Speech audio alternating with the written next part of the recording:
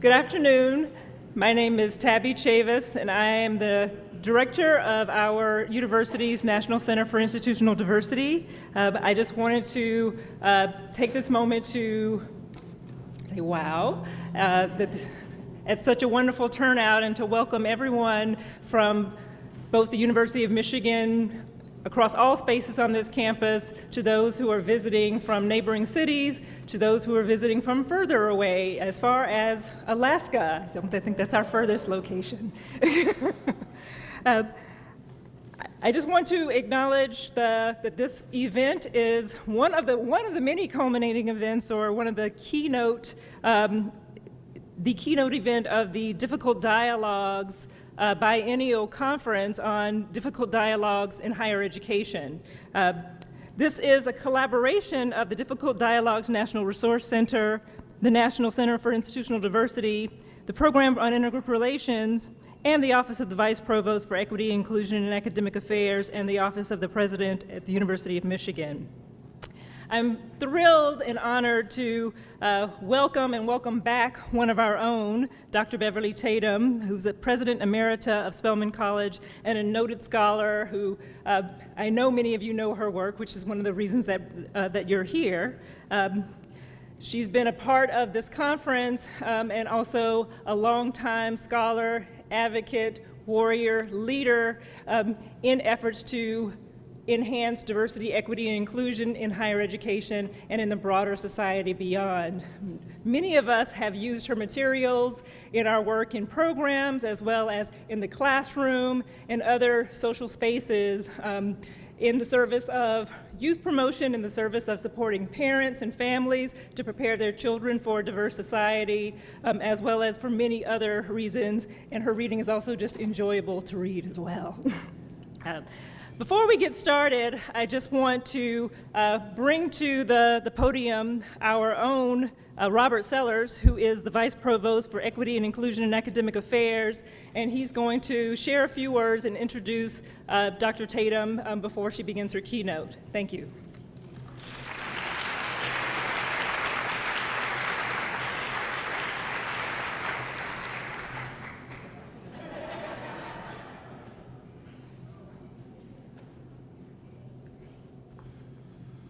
Good afternoon, everyone. Oh, come on now. We're about to have a treat. Good afternoon, everyone. Good afternoon. Thank you. In the current position that I'm in, I am very humbled and honored to have a lot of opportunities to do a lot of different things that are important and close to me. But few of them are as personally rewarding as the opportunity to introduce Dr. Tatum. Now, please bear with me for just a little bit. I'm going to have to share a little personal testimony before I go into the formal introduction. So, and Beverly probably doesn't remember, but I met Beverly a few years ago when we were both kindergartners. I just happened to be a graduate student here at the University of Michigan in the Department of Psychology at the time.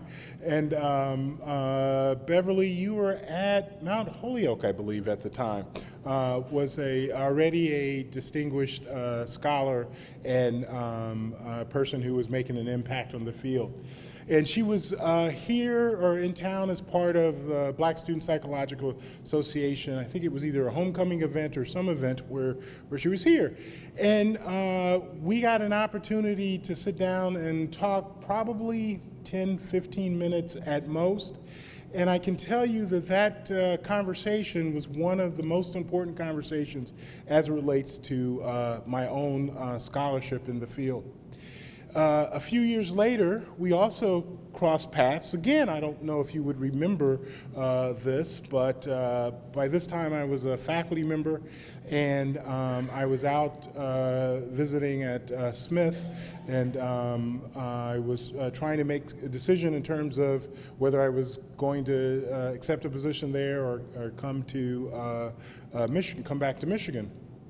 And again, 5-10 minute conversation. First of all, she came over to a gathering that we had, maybe probably 15-20 minutes away, just to sit and talk and welcome me to the community if I decided to come.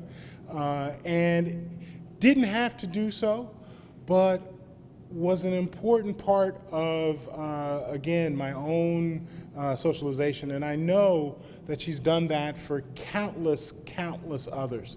And I still am in awe and follow the work and see you as a mentor, though not that far away in age.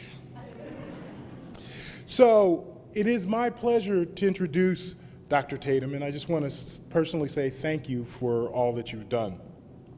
Now, as I mentioned, Beverly is one of our own.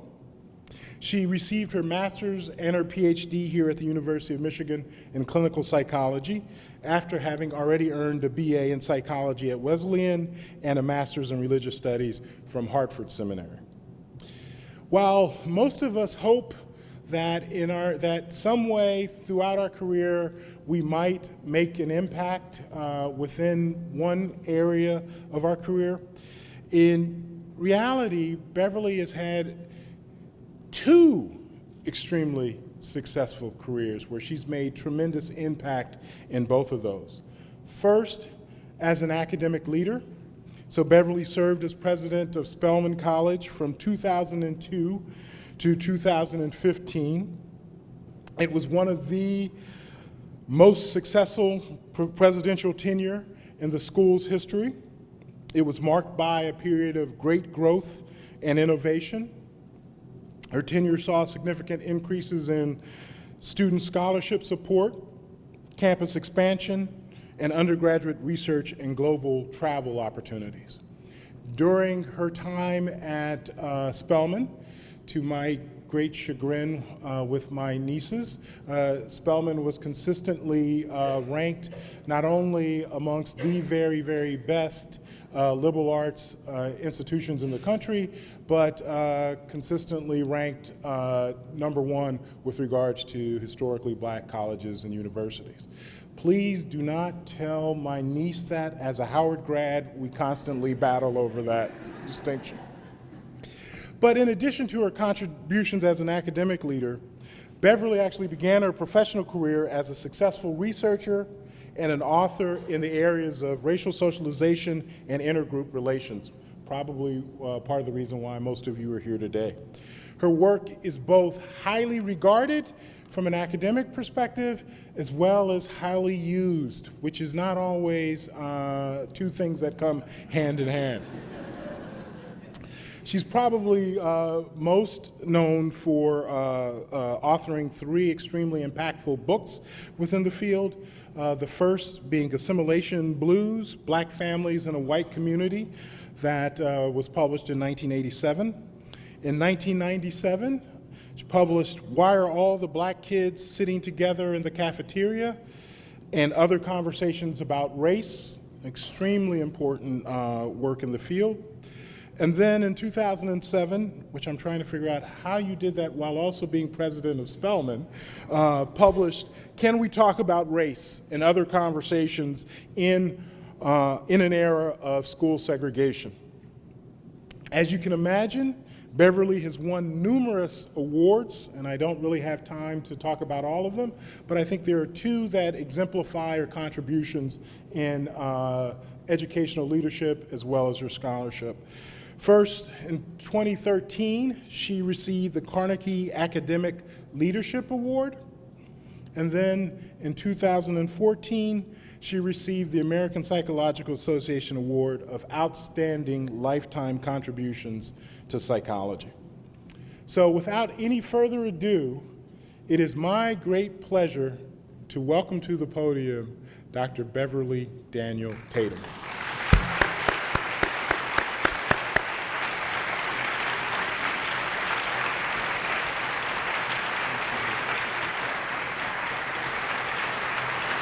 Thank you.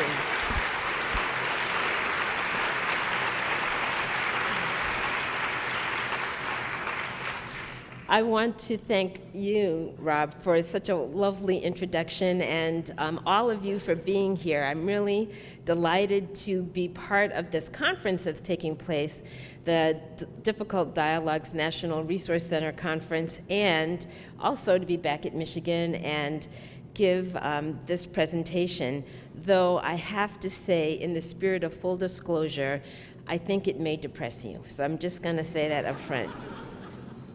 A number of people have been saying, I've been looking forward to your talk, and I want to say, are you sure?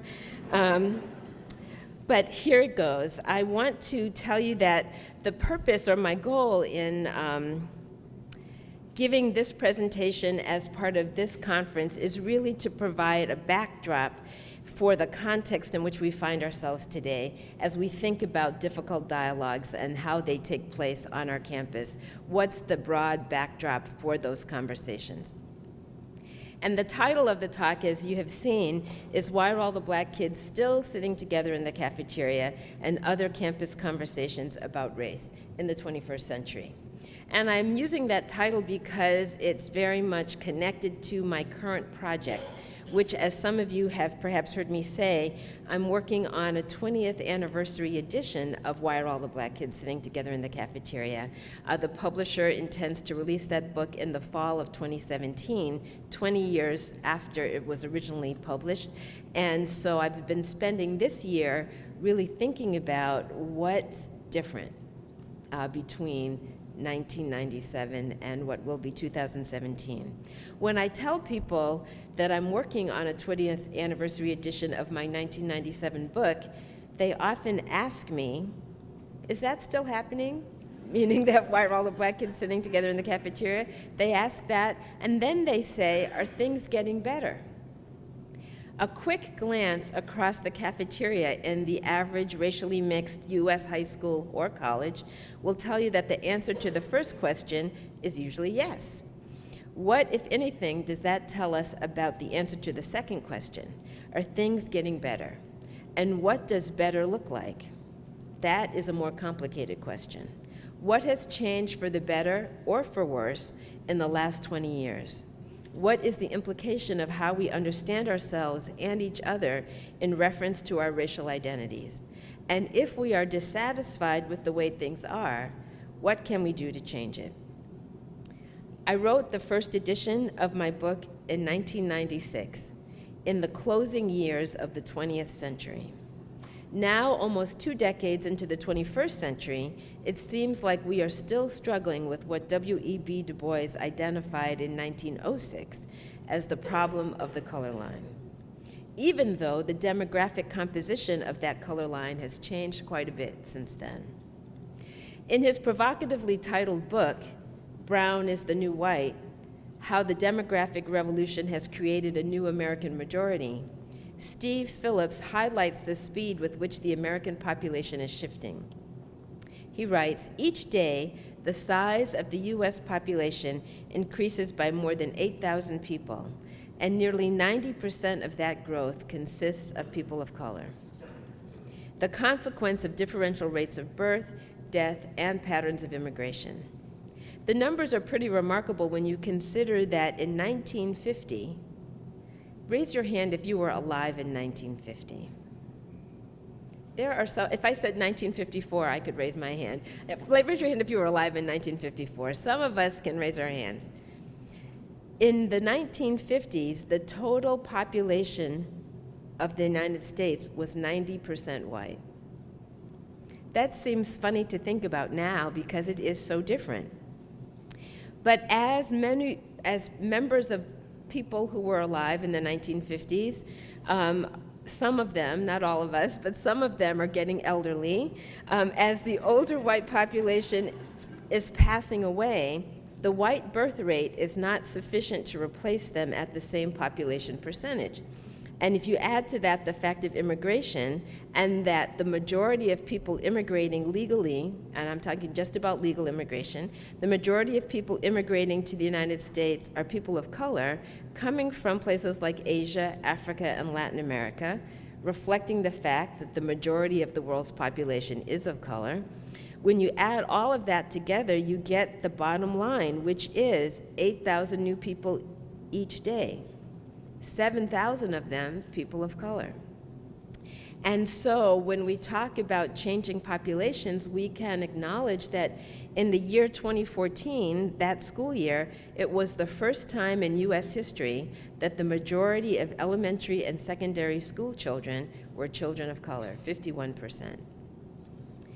So thinking about that, we know we have a lot of new faces, but as I like to say, same places.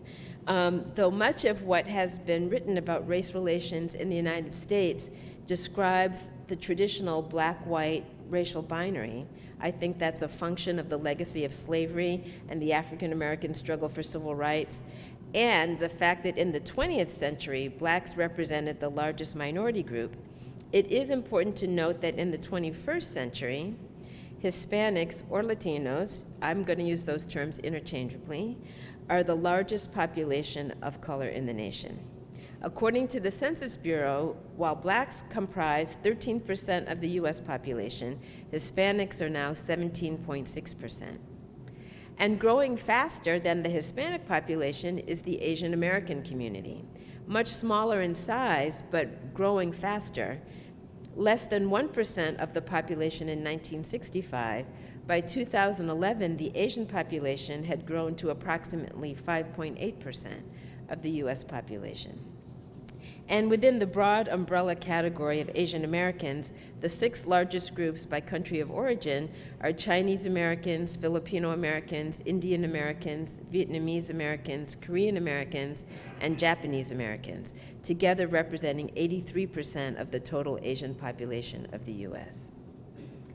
I'm including in my description here Muslims, and while Muslims are not accurately defined in terms of one racial or ethnic group, because Muslims come from many countries of origin and not just the Middle East, it seems fitting to include current statistics about that population as well, because some of the dynamics we see regarding what we might describe as racial difference during the last 2 decades certainly applies here as well. Certainly since the 2001 terrorist attack on September 11th, there's been an increase in anti-Muslim sentiment in the US, which should not be ignored. Of the 322 million people living in the United States in 2015, approximately 1%, 3.3 million, were identified as Muslims.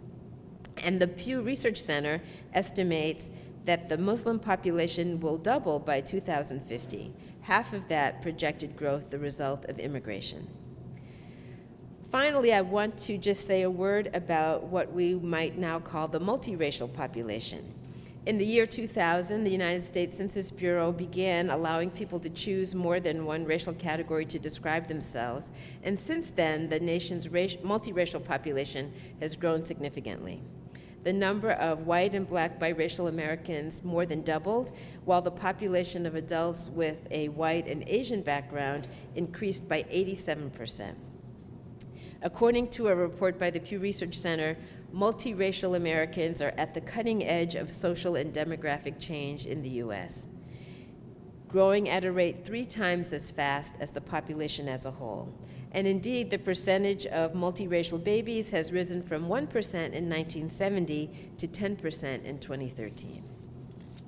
So clearly, our national diversity is growing rapidly, yet old patterns of segregation persist, most notably in schools and neighborhoods.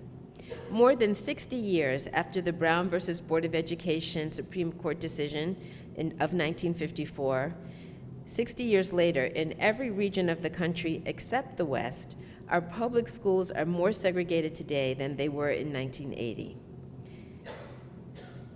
The highest rates of school segregation are in the Northeast.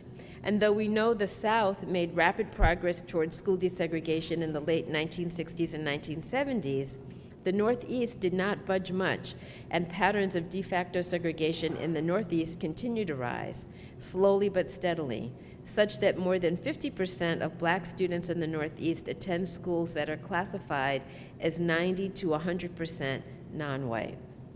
Nationwide, nearly 75% of black students today attend so-called majority-minority schools, and 38% attend schools with student bodies that are 10% or less white. Similar statistics apply to Latino students. Approximately 80% attend schools where students of color are in the majority, and more than 40% attend schools where the white population is less than 10% of the student body. And both Black and Latino students are much more likely than white students to attend a school where 60% or more of their classmates are living in poverty. So the participation in not only segregated schools, but schools with concentrated poverty is increasingly the experience of Black and Latino students. Clearly, we know that separate remains unequal, as schools with concentrated poverty and racial segregation are still likely to have less experienced teachers, high levels of teacher turnover, inadequate facilities, and fewer classroom resources. You might ask, well, why is that 60 years later? And I will tell you that I've written extensively about that in other publications, that particularly in my book, Can We Talk About Race? But it's really a result of a series of key Supreme Court decisions during the 3 decades between 1974 and 2007, which dramatically reduced the implementation methods available to communities engaged in school desegregation. And if you don't think Supreme Court appointments matter, let me just say that Nixon had the opportunity to make 4 appointments during his time as president. And one of the guiding principles for those appointments was to appoint justices who had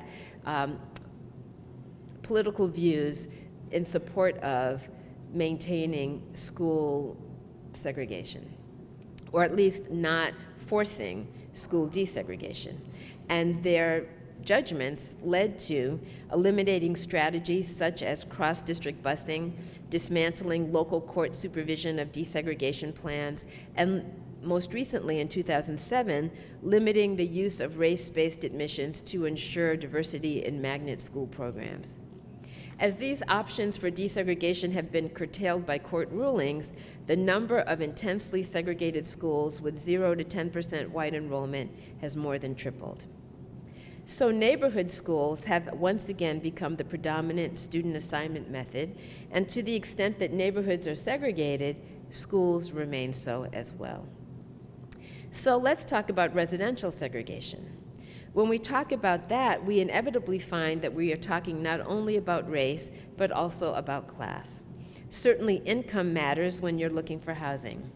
But we can't overlook the way that housing patterns have been shaped historically by race-based policies and practices, such as racially restrictive real estate covenants, racial steering by real estate agents, redlining of neighborhoods, and other discriminatory practices by mortgage lenders. This history includes use by many white homeowner associations of physical threats and violence to keep unwanted people of color out of their neighborhoods.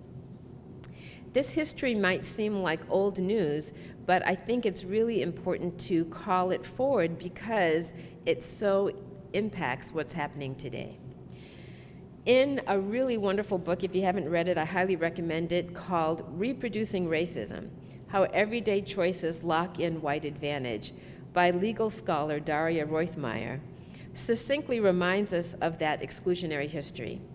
She describes practices that originated in Chicago in the first quarter of the 20th century, and details how those regional practices became national law and federal policy. This is a quote from her book. In a crucial historical moment that would pave the way for the rest of the country, the Chicago Real Estate Board put in place an ethics code provision that prohibited brokers from selling to buyers who threatened to disrupt the racial composition of the neighborhood. The move was so effective that the National Association of Real Estate Boards adopted an identical provision. Now brokers would have to risk their careers to sell across racial lines. State commissioners were authorized by state law to revoke the state licenses of those brokers who violated this provision. NAREB, the National Association of Real Estate Brokers, not only adopted the ethics code provision, but they also copied the Chicago use of the racially restrictive covenant, a legal instrument that served to prevent individual white homeowners from selling or leasing their property to black residents, and spread that practice nationwide. For nearly 3 decades, these practices were not only legal, but were undergirded by federal policy. In fact, the Federal Housing Authority, the Veterans Administration, and the Federal Homeowners Loan Corporation all came together to codify redlining as a national practice. Now these agencies were prohibited from issuing government-backed low-cost mortgages to anyone other than white home buyers buying in white neighborhoods. In the late 1940s, the Federal Housing Administration officially endorsed racially restrictive covenants and held on for far longer than they should have. Even when the Supreme Court struck covenants down in 1948, the FHA did not change its recommendation for another 2 years. Now, the legacy of these policies and practices lives on in the present as past housing options enhance or impede the accumulation of home equity and eventually the intergenerational transmission of wealth. And though such policies are now illegal at the federal, state, and local level, evidence suggests that they haven't been eliminated in practice. In fact, in 2006, the National Fair Housing Alliance released the results of a multi-year, multi-city investigation of real estate practices using paired teams of testers, white and African Americans, as well as white and Latino pairs, that were matched in terms of housing needs, financial qualifications, and employment history. 87% of the time, the testers were steered to neighborhoods on the basis of race and national origin, sometimes with the real estate agent saying, "I know I'm not supposed to do this, but." In most cases, whites were shown homes in primarily white neighborhoods, African Americans were shown homes in primarily African American neighborhoods, and Latinos were shown homes in primarily Latino neighborhoods. Surprisingly, 20% of the time, the African American or Hispanic testers were not shown houses at all. To the extent there is progress toward black-white racial integration, it's most apparent in communities, not unlike Ann Arbor perhaps, where the total black population is relatively small, of relatively high socioeconomic status, and where there is a military base or university community in the region. I lived in a place like that, Northampton, Massachusetts, for 20 years. But while that does not describe the communities, that does not describe the communities where the majority of black people live. And it's worth noting that black families have been moving out of the inner cities in large numbers. I don't know if you've been following this in the news, but of course, Donald Trump, the candidate, has been talking about African Americans, and when he does, he often references inner cities. And the Washington Post ran an article that said, headline, "Black people don't live in the inner cities," at least not as much as they used to. In fact, demographer William Fry notes that in 2010, as the result of accelerated black flight, more blacks lived in the suburbs than in the cities of the biggest metropolitan regions. But nonetheless, contemporary surveys of racial attitudes among whites indicate that the larger the hypothetical black population is, the more likely white respondents are to express discomfort about living in the same neighborhood. The behavioral result of such attitudes is that in those cities that still have large urban black populations, places like New York, Chicago, Detroit, Cleveland, Milwaukee, progress toward residential integration has been quite limited. Roughly a third of all black metropolitan residents live in extremely segregated, or what researchers call hyper-segregated neighborhoods. And a similar pattern is visible among Hispanic families in the two largest Latino communities, New York and Los Angeles, where nearly 20% are in hyper-segregated neighborhoods. However, Latino residential patterns do vary based on country of origin, recency of immigration, as well as skin color.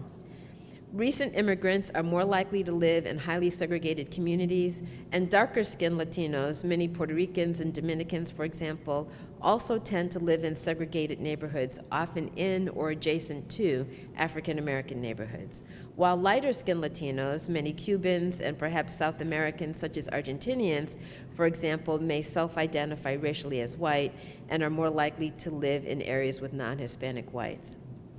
If we look at the housing patterns of American Indians and Alaska Natives, it's more difficult to describe because of the relatively small population and the fact that many still live on rural American Indian reservations and in Alaska Native villages.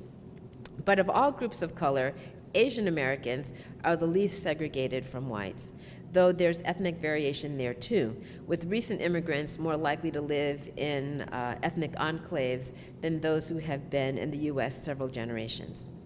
But not surprisingly, of all racial groups, whites are the most isolated. They are the most likely to live in racially homogeneous communities and least likely to come into contact with people racially different from themselves. So what difference does that make now?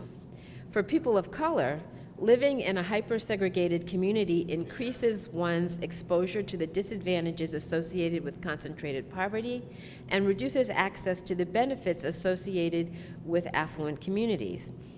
Higher rates of voting, more political influence, lower rates of crime and delinquency, greater involvement with cultural and educational institutions, healthier lifestyles, all of that true regardless of your own socioeconomic status. Sociologists Massey and Tannen conclude the following. Doug Massey and his colleague conclude the following. Our focused analysis of neighborhood trends in hyper-segregated areas further demonstrated the power of segregation not only to compromise the neighborhood circumstances of poor African Americans, but also to limit the ability of affluent Black residents to improve their geographic position in urban society. Not only was the quality of neighborhoods inhabited by affluent Blacks lower in absolute terms compared to their affluent counterparts across metropolitan areas generally, but also their neighborhood circumstances improved little relative to those experienced by the very poorest of whites. These findings confirm what social scientists have long known. Residential segregation continues to be the structural linchpin in America's system of racial stratification. In everyday terms, Daria Roithmeyer explains that racial segregation limits access to the helpful social networks needed for successful employment. Neighbors connect each other or each other's children to employment opportunities and other needed resources. Keeping groups separated means that community helpfulness is not shared across racial lines. Because of residential segregation, economic disadvantage and racial disadvantage are inextricably linked. Acknowledging the now centuries-long persistence of residential segregation and its consequence, school segregation, goes a long way towards explaining why the answer to the first question posed to me is still yes, the Black kids are still sitting together. The social context in which students of color and white students enter academic environments together, in those few places where they do, is still a context in which their lived experiences are likely to have been quite different from each other, and in which racial stereotyping is still likely to be an inhibiting factor in their cross-group interactions. So, isn't anything better?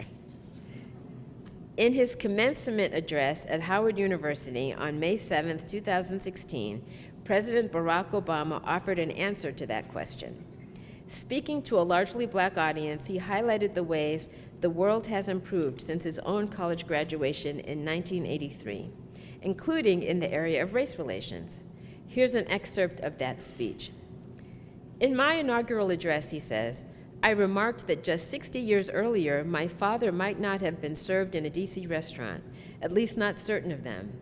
There were no Black CEOs of Fortune 500 companies, very few Black judges. A lot of folks didn't even think Blacks had the tools to be a quarterback. Today, former Bull Michael Jordan isn't just the greatest basketball player of all time, he owns the team. When I was graduating, the main Black hero on TV was Mr. T. Rap and hip-hop were counterculture, underground. Now, Shonda Rhimes owns Thursday Night, and Beyoncé runs the world. We're no longer only entertainers. We're producers, studio executives, no longer small business owners. We're CEOs, we're mayors, representatives, presidents of the United States. Of course, President Obama was correct that there has been positive, meaningful social change in our lifetimes, certainly in the year since I was born, 1954. But if we focus specifically on the 20-year period from 1996 to 2016, we must acknowledge some setbacks beyond just the stubborn persistence of neighborhood and school segregation. I'm curious if there's anybody here born after 1996. A few. So, if we were talking to the first-year students, we'd see all the hands up, right? Or many of them. Keep that in mind. There are 3 of these setbacks that I want to highlight here. 1, the affirmative action backlash of the late 20th and early 21st century. 2, the economic collapse of 2008, known as the Great Recession. And 3, the phenomenon known as mass incarceration. 1, the affirmative action backlash. As I'm sure you know, this audience knows that that has had significant impact on Black, Hispanic, and American Indian access to the best resourced public colleges and universities. The case of higher education in California is a telling example. In 1996, California voters approved an initiative known as California Proposition 209, which prohibited preferential treatment, so-called preferential treatment, based on race, sex, color, ethnicity, or national origin in employment, education, or contracting programs, effectively ending all state-run affirmative action programs. The initiative, which took effect in 1998, had a devastating effect on the enrollment of Black and Latino students at the 2 leading public universities in California, UCLA and UC Berkeley. They saw dramatic drops in enrollment. African American undergraduate enrollment dropped at UCLA by more than 37%. Never really high, it was 5.6%, but it dropped to 3.5%. Almost 2 decades later, the proportion of African American freshman students enrolling at UCLA remains below the Proposition 209 levels, the pre-Proposition 209 levels.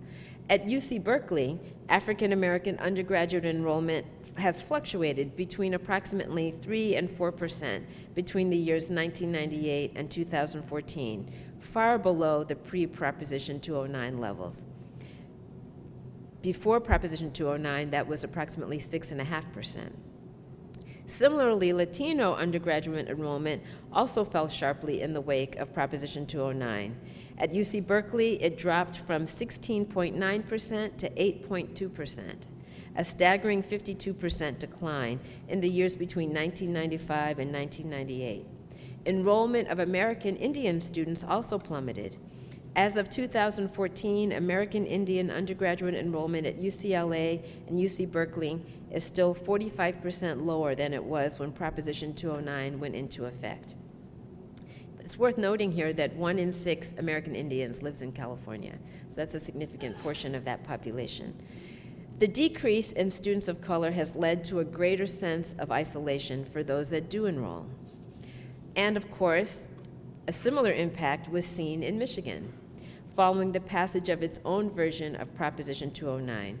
Known as Proposal 2, the Michigan Civil Rights Initiative was approved by voters on November 7, 2006, became law in December of the same year. As was the case in California, the proposal banned all affirmative action programs that gave, quote, preferential treatment in state contracting, employment, and higher education. Before Proposal 2 took effect, underrepresented students of color made up 13% of the university's total enrollment. By 2014, that overall percentage had dropped to 11.5% of the total enrollment. But if you disaggregate that phrase, underrepresented groups of color, you find that the figures are much worse for some groups than others. For African Americans, the undergraduate enrollment dropped by more than a third, from 7% in 2006 to approximately 4.5%. Ironically, this decrease occurred even as the total percentage of college-aged Black students in Michigan increased from 16% to 19%. So 19% statewide, 4.5% at Michigan. The California and Michigan flagship institutions have found that without taking race in consideration, it's very difficult to achieve representative levels of diversity across the higher education landscape, despite the demographic changes of the 21st century. Recognition of that difficulty seemed to play a role in the most recent Supreme Court decision regarding affirmative action programs. On June 23, 2016, as I'm sure you all know, the court ruled on the case of Abigail Fisher versus the University of Texas at Austin, which challenged UT Austin's use of race as one factor among many in a holistic review of applicants.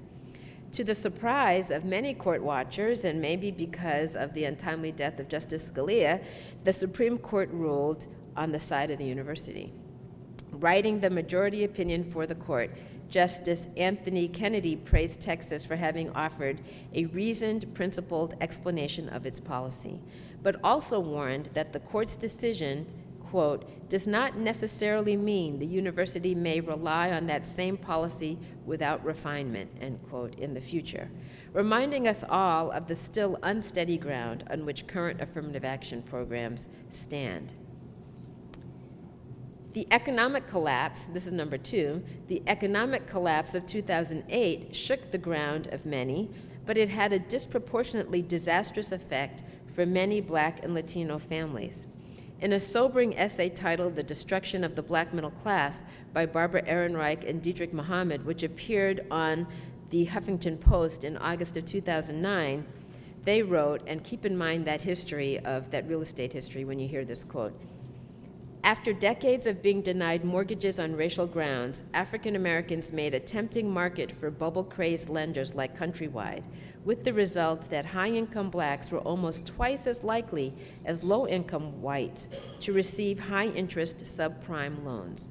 According to the Center for Responsible Lending, Latinos will end up losing between $75 billion and $98 billion in home value wealth from subprime loans, while Blacks will lose between $71 billion and $92 billion.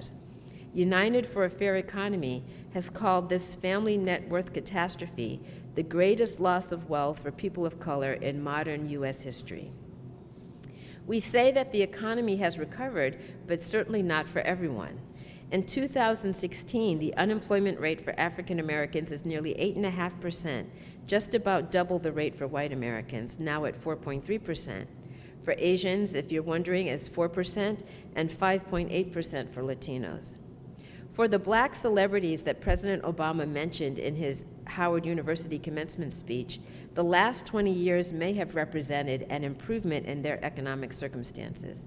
But for the vast majority of Black and Hispanic families, it has been a downward slide.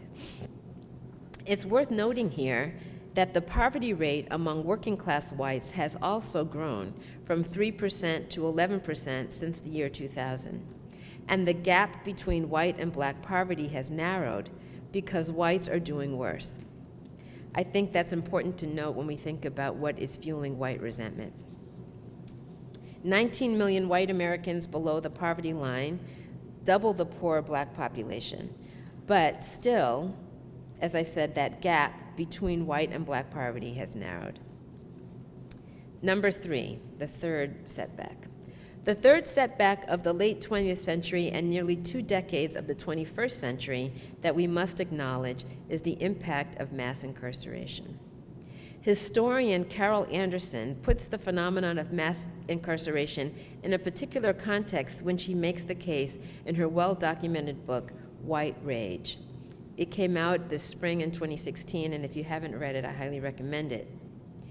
She writes that since the end of slavery in 1865, the prevailing white reaction to Black social and political gains has been an effort to push back those advances and regain social control.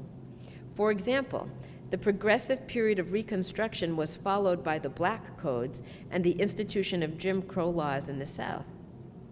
The Supreme Court's landmark 1954 Brown versus Board of Education case was met, as you know, with strenuous opposition in cities across the South and North until federal intervention in the 1970s brought change, but most of which has now been undone by subsequent Supreme Court decisions.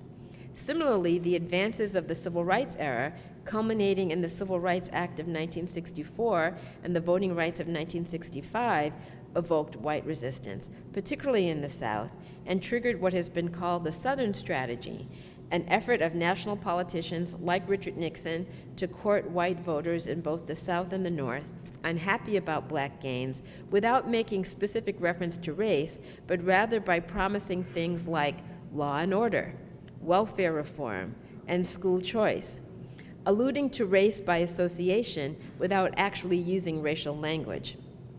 Sometimes called dog whistle politics, this use of coded language and images taps into and reinforces stereotypes. In the 1980s, during Ronald Reagan's tenure as president, the war on drugs became the coded language, and young Black and Latino men became the targets of aggressive stop and search policing and harsh mandatory sentences, even for first-time offenders. And of course, these policies escalated under Bill Clinton and during George Bush's tenure as well. Since the official beginning of the war on drugs during the Reagan administration of the 1980s, the number of Americans incarcerated for drug offenses went from 41,000 in 1980 to nearly 500,000 in 2014. In 1986, people released after serving time for a federal drug offense had spent a little less than 2 years in prison, 22 months on average. By 2004, people convicted on federal drug offenses were expected to serve almost 3 times that length, 62 months in prison, or more than 5 years. At the federal level, people incarcerated on a drug conviction make up half the prison population. At the state level, the number of people in prison for drug offenses has increased tenfold since 1980. Most of these people have no record of violent offenses and are not major players in the drug trade. Note that the majority of illegal drug users and dealers nationwide are white, yet 3/4 of all people imprisoned for drug offenses have been Black or Latino. As Michelle Alexander writes, in the drug war, the enemy is racially defined. Michelle Alexander calls this mass imprisonment of people of color the new Jim Crow. In her book by the same title, I know many of you are familiar with it, she writes an astounding sentence. More African American adults are under correctional control today, in prison or jail, on probation or parole, than were enslaved in 1850. Think about that for a minute. More African American adults are under correctional control today, in prison or jail, on probation or parole, than were enslaved in 1850, a decade before the Civil War began. She goes on to say the following. The clock has been turned back on racial progress in America, though scarcely anyone seems to notice. All eyes are fixed on people like Barack Obama and Oprah Winfrey, who have defied the odds and risen to power, fame, and fortune. For those left behind, especially those within prison walls, the celebration of racial triumph in America must seem a tad premature. More Black men are in prison today than at any other moment in our nation's history. More are disenfranchised today than in 1870, the year the 15th Amendment was ratified, prohibiting laws that explicitly deny the right to vote on the basis of race. Young Black men today may be just as likely to suffer discrimination in employment, housing, public benefits, and jury service as a Black man in the Jim Crow era. Discrimination that is perfectly legal because it is based on one's criminal record. This is the new normal, the new racial equilibrium. And while Alexandra highlights the plight of Black men, similarly disturbing statistics exist for Black women. Though many more men are in prison than women, the growth rate for female imprisonment between 1980 and 2014 exceeds that for men by more than 50%. According to the Bureau of Justice Statistics, Black women represent 23% of the 1.2 million women under the supervision of the criminal justice system, though they are only 13% of the female population overall. Hispanic women were incarcerated at 1.2 times the rate of white women, while Black women are incarcerated at more than twice the rate of imprisonment for white women. The negative social, emotional, and economic impact on families torn asunder by mass incarceration cannot be underestimated. These statistics are depressing, and perhaps you are asking yourself, as I ask myself, Surely something has changed for the better in the last 20 years. Indeed, if there's one thing that might suggest there's been a positive change in race relations in the 21st century, it might be the election of Barack Obama in 2008. There was a time when we might have said so. I'm going to take us back to election night 2008. Flashback to that. I spent election night 2008 with hundreds of students gathered at Spelman College, along with faculty, staff, administrators, alumni, and city leaders to await the results of our historic presidential election. It was a remarkable evening in which we collectively reflected on the achievements of the past, the success of the present, and the hopes for the future. Civil rights icon, Reverend Joseph Lowery, who lives in Atlanta, came to the event, and he powerfully described the 2008 election process as, quote, a transformational moment in which the United States is being reborn, a moment in which the politics of fear and division was giving way to the politics of hope and inclusion. When the announcement of Senator Barack Obama's victory came, the cheers and tears in the swell of the largely African-American crowd at Spelman were mirrored in the faces captured by the news broadcasters at the multiracial, multi-ethnic, multi-generational gatherings in places like Grant Park in Chicago, Times Square in New York, and at the gates of the White House in Washington. Surely it was a night to remember. And regardless of political affiliation, people were taking pride, expressing pride in, one, the high level of student engagement in the election, and relishing the social significance of the success of President-elect Obama, the first African-American man to overcome the most symbolic of racial barriers, just 40 years after the Reverend Dr. Martin Luther King Jr. articulated his dream that one day his children, Barack Obama's generation, would be judged by the content of their character, not the color of their skin. So just after that 2008 presidential election, I got a call from the editors at Inside Higher Education, Inside Higher Ed. I know many of you are familiar with that online publication. And they asked me to respond to a series of ugly campus incidents that had taken place just before and after the election. Some of you may remember things like the hanging of an effigy of Barack Obama at the University of Kentucky, the appearance of the noose on a tree at Baylor University, the dumping of a dead bear plastered with Obama posters at Western Carolina University, and the post-election Facebook posting by a University of Texas student calling for, quote, all the hunters to gather up. We have an N in the White House. These four examples seemed perplexing, given that there was a generation of students that voted so enthusiastically, 2-1, for Barack Obama. And that was the question that Inside Higher Ed was asking me. Like, how do we understand this behavior, this voter turnout? Isn't that paradoxical? My theory about this seeming paradox was rooted in my understanding of psychology. I know that a shifting paradigm can generate anxiety, even psychological threat, for those who feel the basic assumptions of society changing in ways they can no longer predict. According to a USA Today poll taken immediately after the 2008 election, 67% of Americans expressed pride in the racial progress the election represented, even if they did not vote for Barack Obama. But more relevant to this part of our conversation, 27% of the poll respondents said the results of the election frightened them. Some of that fear could be related to disagreement with Obama's policies or related concerns, but for some small segment, perhaps like those involved in those campus incidents, the fear might have been related to an unvoiced and maybe even unconscious recognition that the racial calculus of our society was changed by the election, a change that threatens the racial hierarchy that has advantaged white people for such a long time.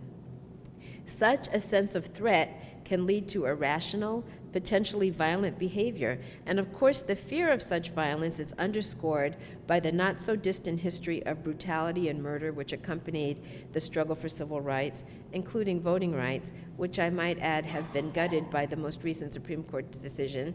This is the first election without actually protection of voting rights, which is why we see so much voter ID and voter suppression activity taking place in some states. But that's an aside.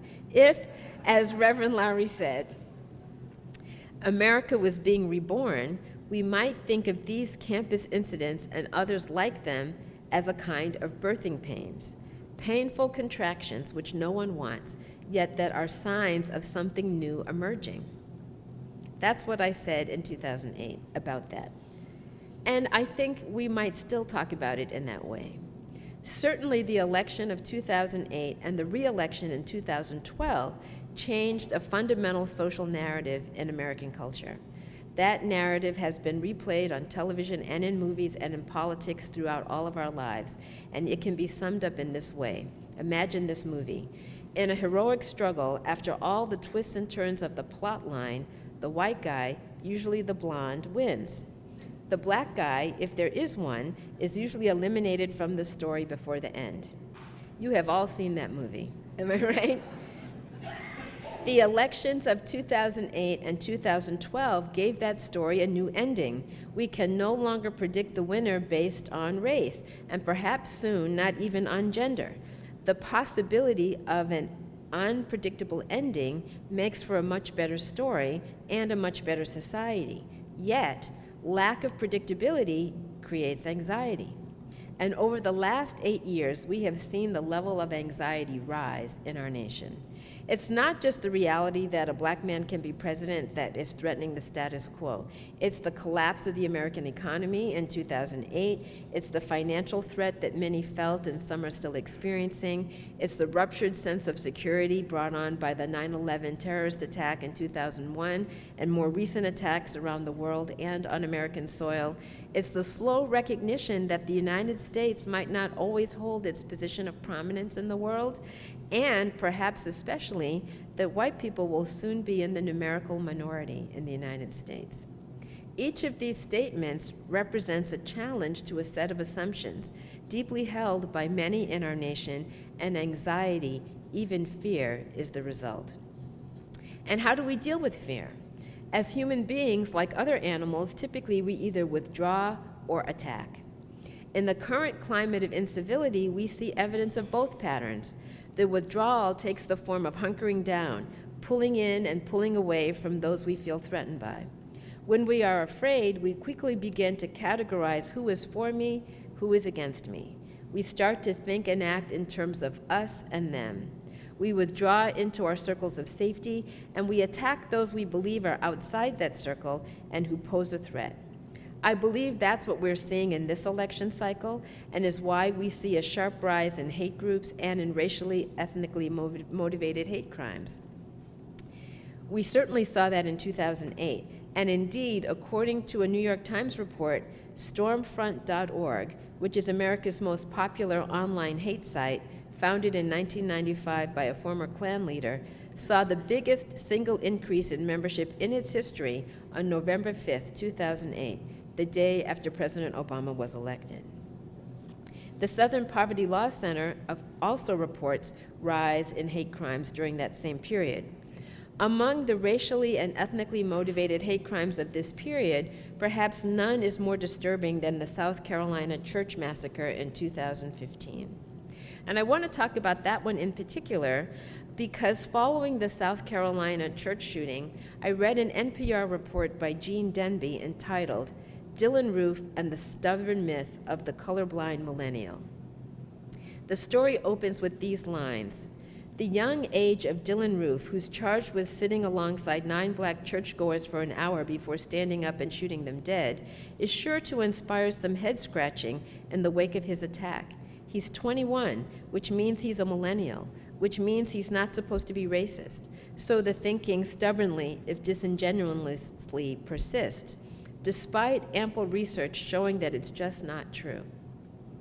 Denby continues by pointing out the following. There's an awful lot of data out there suggesting that on issues of race, that cohort is lugging around the same baggage as the rest of us, and they're particularly ill-equipped to talk about it, since that data also shows that they believe talking about race is part of the problem. More tellingly, it turns out that even this generation, while on the whole open to, receptive to the idea of interracial dating and marriage, they disagree with each other quite a bit about other attitudes. Young whites and people of color don't agree on much about race. Young white people were nearly twice as likely to say that the government pays too much attention to the problems of racial minority groups. They were also nearly twice as likely to say that discrimination against white people has become as big a problem as discrimination against minorities. In many ways, this and other data suggest the attitudes held by white millennials aren't that different than those held by their parents. In the Oxford Journal Public Opinion Quarterly, researcher Vincent Hutching combed through public opinion surveys taken before and after several presidential elections and found that younger cohorts of whites are no more racially liberal in 2008 than they were in 1988. And really, why would they be, Denby asks. America's public schools are more segregated now than they were 40 years ago. Americans continue to live in very different worlds. For me, the main takeaway from this NPR report is that we are not living in a post-racial, colorblind society. I know none of you thought we were, but just in case. We may be living in what I'm calling a color-silent society, where we have learned to avoid talking about racial difference, but we still notice and our behaviors are guided by what we notice.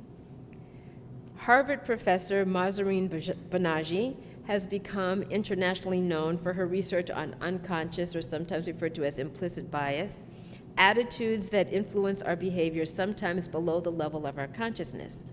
If you want to learn more about her work, I'm sure many of you are familiar with it, I would highly recommend her new book, Blind Spot: The Hidden Biases of Good People. According to Banaji and her co-author Anthony Greenwald, there now exists a substantial body of evidence that a positive bias toward white people, what she calls automatic white preference, predicts discriminatory behavior even among people who fervently espouse egalitarian views. Recent survey studies show that only 10 to 15% of Americans openly express prejudice against Black Americans, they write. Yet, as we have detailed, there's well-documented evidence of widespread acts of discrimination against Black Americans that have put them at a disadvantage in just about every economically significant domain of life. Implicit bias, they write, may operate outside of awareness, hidden from those who have it, but the discrimination that it produces can be clearly visible to researchers and almost certainly clearly visible to those who are disadvantaged by it. Those biases manifest themselves in ways that matter: how health care is delivered, who we offer help to, who we decide to hire, who we give a warning to instead of a ticket, or who we shoot at instead of de-escalating during a police encounter. And indeed, it's the latter example that has been the most glaring evidence that we are not living in a post-racial world. The police shooting of Michael Brown in Ferguson, Missouri in 2014, just one of many highly publicized Black deaths at the hands of police, and the activism that followed, not just on the ground in Ferguson, but around the nation and on college campuses, linked by the social media-based movement #BlackLivesMatter, has awakened a new generation to the power of social protest. I want to mention something about this in particular relative to campuses today, an aside about young people and this movement, the Black Lives Matter movement, which is so often characterized as a young people's movement. If you are 20 years old today, all the things I've talked about have happened in your lifetime, right? If you are as old as I am, I'm 62, I can tell you a lot about progress in my lifetime. But if you're 20 years old, there's not much you can point to. And I think that's important to remember in terms of how we feel about whether we feel optimistic or pessimistic about the current state of affairs in the United States. Bad things are happening even though there is a Black president. And there's a fabulous book about the Black Lives Matter movement entitled From Hashtag Black Lives Matter to Black Liberation, which I recommend to you. And the author's name is on the tip of my tongue. It's going to come to me, and the book is in my purse. So if I can't remember it, I'll pull it out. But what I want to say, this is a quote from her book. The black political establishment, led by President Barack Obama, had shown over and over again that it was not capable of the most basic task, keeping black children alive. The young people would have to do it themselves. The author's name is Keeanga Yamada Taylor, From Black Lives Matter to Black Liberation. But I think that quote is really important because, again, what she's saying is, you know, my generation was all about getting the vote and using the vote and electing people. And for people who are 20 years old or younger, those people got elected, and what difference did it make? We're still being shot in the streets. And so I think the same could be said about college presidents. If you can't protect us from daily microaggressions, what good are you? That is still, I think, the fundamental question. You know, you can talk a good game, but if you can't deliver results, maybe we need to protest you. Okay, the higher education news media is filled with stories of college campuses in turmoil as multiracial coalitions of students present demands and college faculty and administrators grapple with legacies of the past, from buildings named for slaveholders to Georgetown and the selling of slaves, to a curriculum that does not represent the student population and the diversity and inclusion dilemmas of the present. These dilemmas bring us back to the fundamental question of what better looks like. We are living through a political season in which we hear politicians saying things like, we're taking America back. Back to what? Back from whom? What is their definition of better? What is yours? Earlier, I referred to what we're experiencing as birthing pains because something new is emerging, but let's be clear. The moment of birth can be a dangerous time. And I think we are living in a dangerous time and should take that danger seriously. When I listen to the polarizing rhetoric of radio and TV commentators full of us-them language, I think of a book I read a few years ago, Left to Tell, by Immaculata Ilibagiza, a survivor of the Rwandan genocide. She speaks of the hostile rhetoric that was on the radio airways before and during the genocide, demonizing the ethnic minority to which she belonged. That rhetoric was made especially powerful because it came from the country's leaders.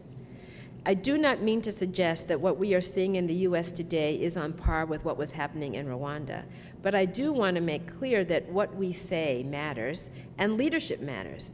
The expectations and values of the leaders can change the tone of the community and the nature of our conversation. Fundamentally, we know that human beings are not that different from other social animals. Not unlike wolves, we follow the leader. Yes, we have an innate tendency to think in us and them categories, but we look to the leader to help us know who the us is and who the them is. The leader can define who is in and who is out. The leader can draw the circle narrowly or widely. When the leader draws the circle in an exclusionary way with the rhetoric of hostility, the sense of threat among the followers is heightened. When the rhetoric is expansive and inclusionary, the threat is reduced. It sounds simple, but we know it is not. And it requires courage and sometimes means we must speak up against strident voices in order to draw the circle widely. But that is what leaders do. Each of us in this room has the opportunity to exercise that kind of leadership, and we must.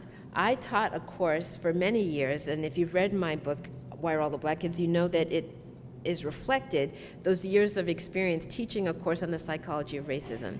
And as students learned about the enduring nature of racism, they often felt overwhelmed and helpless to do anything about it. And I used to say to them the same thing I will say to you. You have more power than you think. Everyone has a sphere of influence. Family members, friends, coworkers, colleagues in your book club, members of your congregation. When you think about it, your social network is broad. And so we are called to use it. We are all part of a chain of change agents, men and women, white and of color, who in large and small ways have taken a stand, asked the difficult question at the meeting, risked some discomfort, used their social power and privilege to interrupt the cycle of oppression, create campus dialogue programs, take them to scale, all of those things. We must not break that chain of courage and commitment if we want to see continued progress. I know I've been talking a long time, but I'm almost done. And I want to say, I told you at the beginning this would be a potentially depressing talk. However, I do want to draw it to close with a little hope, at least a little. So one of the things I am doing in the process of rethinking my book is actively looking for signs of hope. And I will end by sharing 3 of them. Last April 2016, I was in Texas speaking on the campus of Texas A&M, and by coincidence, the week before I arrived, there had been a racial incident. A group of black teenagers from a high school in Houston were touring the campus. Some of you know about this. During the tour, they were approached by a small group of students who yelled racial slurs at them. And you might say, what's hopeful about that? And I would say nothing. But what gave me hope is what happened next. The student body president, a young white man named Joseph Benino, class of 2016, issued a statement on YouTube, just 3.5 minutes long, but clear, concise, and courageous. And if you want to see it, just Google Texas A&M student body president, and you can find it on YouTube. Acknowledging that he himself had been silent in the face of racist and sexist remarks, often made behind closed doors, he recognized that his and others' silence gave permission for the hateful remarks to be made publicly. And this is what he said: "Our silence fosters hate. Our silence enables the hateful to feel comfortable and welcome." He urged his fellow students to take responsibility for making a change. I was very impressed with his statement, and as I said, you can watch it yourself on YouTube. But it seemed to me his example of leadership was a sign of hope. Another is the community of South Orange, Maplewood, New Jersey. I don't know if anybody here is from that area, but these are 2 neighboring towns that 20 years ago were faced with a specter of white flight, turning what was an integrated suburb into a racially segregated one. They formed the Community Coalition on Race, and this is its mission statement: to achieve and sustain the benefits of a thriving, racially integrated, and truly inclusive community that serves as a model for the nation. You can learn more about their effort at www.twotowns.org. Collectively, they were successful in curbing the white flight phenomenon and have maintained for the last 20 years a very diverse community.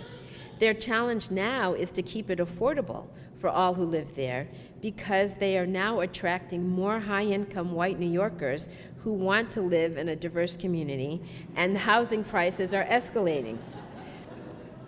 I had the privilege of speaking in South Orange, Maplewood in 1999.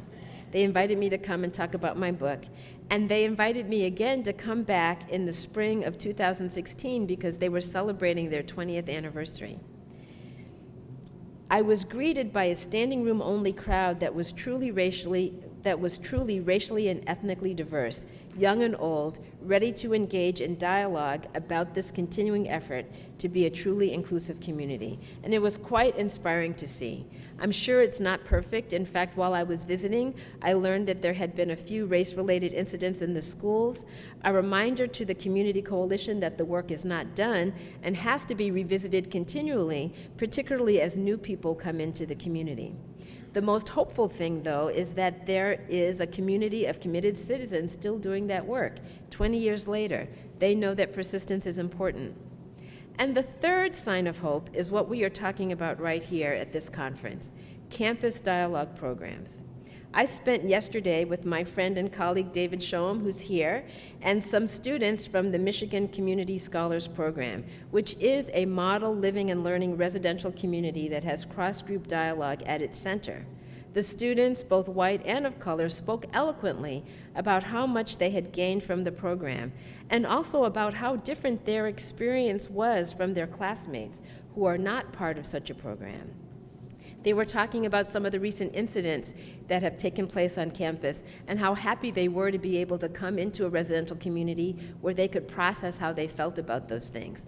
And both white students and of color talked about the fact that they had friends living other places who felt just out there by themselves, not able to have that kind of processing.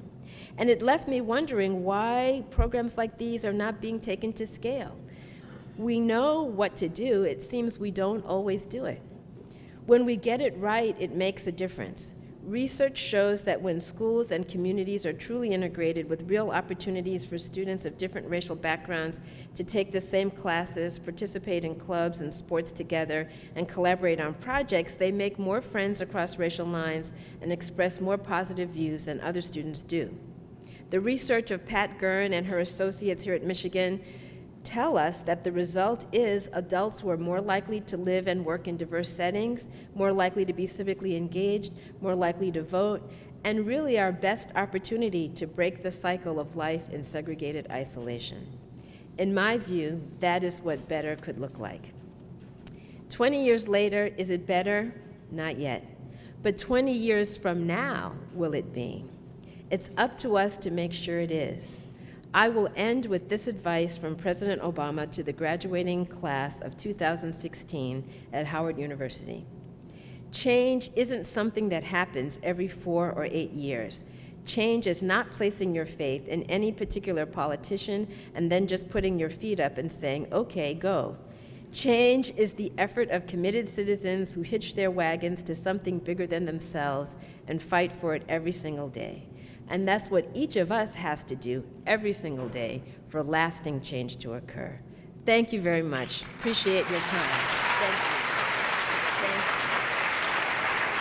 Thank you.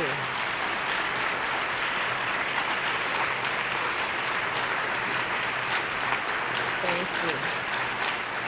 Thank you.